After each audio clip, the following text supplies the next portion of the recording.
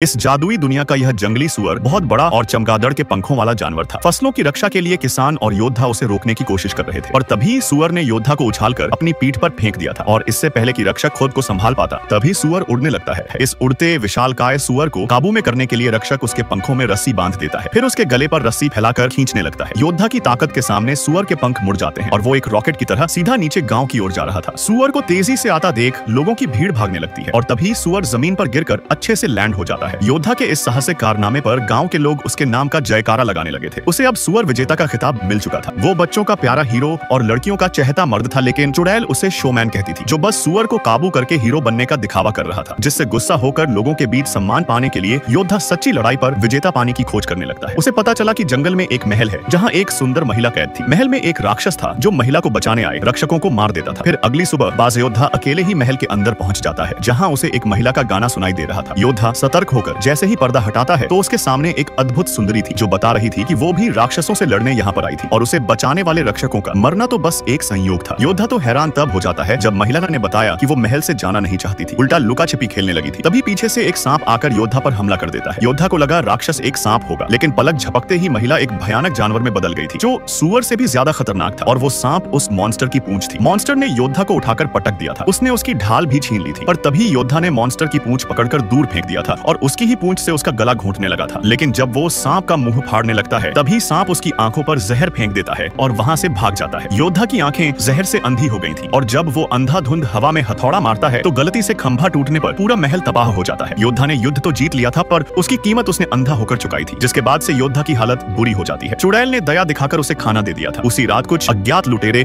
गाँव में हमला कर देते हैं। उन्होंने चुड़ैल को उठा लिया था। योद्धा उनसे लड़ने की बहुत कोशिश करता है, लेकिन अंधा होने से वो हार जाता है। अगले दिन उसकी आंख लुटेरों के जहाज पर खुलती है। लुटेरों ने सबको गुलाम बनाकर रखा था। तभी एक आदमी फल के साथ साथ लुटेरों का एक चिराग चुरा लेता है। चिराग पर घिसते ही अचानक उसके अंदर से मिट्टी का जिन बाहर निकल आया था। इस विशालकाय दैत्य को देख लोग डर से छिपने लगे थे, लेकिन तभी एक लुटेरा कूदकर अंदर आता है, पर जीनी ने उसे वापस ऊपर फेंक दिया था। बाज योद्धा अंधा था, लेकिन शक्तिशाली भी बहुत था। वो जिनी को पकड़ता है और मारने लगता है। वो हर चीज को हथियार बनाकर हमला कर रहा था, पर अंधा होने के कारण जिन उसको दूर फेंक देता है। जिन पागल हो चुका था, सबको मारने की धमकी दे रहा था। तभी गुलाम कुछ मंत्र बोलने लगता है, जिसके अगले पल ही मिट्टी का जिन वापस चिराग में कैद हो जाता है। यह जादुई चिराग था जो 3 इच्छाओं को पूरी कर सकता था, लेकिन तभी दूसरा लुटेरा आकर उसकी गर्दन पर तलवार रख देता है और चिराग वापस ले लेता है। कुछ दिनों बाद यह लोग एक रहस्यमयी देश पहुंच जाते हैं, जहां लुटेरे गुलाम को बाजार में बेचने लगे थे। इस बाजार में हर देश के लोग खरीदारी करने आते थे, क्योंकि यहाँ हर चीज मिल जाती थी। फिर एक अमीर आकर 500 साल पुरानी चुड़ैल पर बोली लगाता है, लेकिन चुड़ैल ने गुस्सा होकर उसके अखरोट तोड़ दिए थे।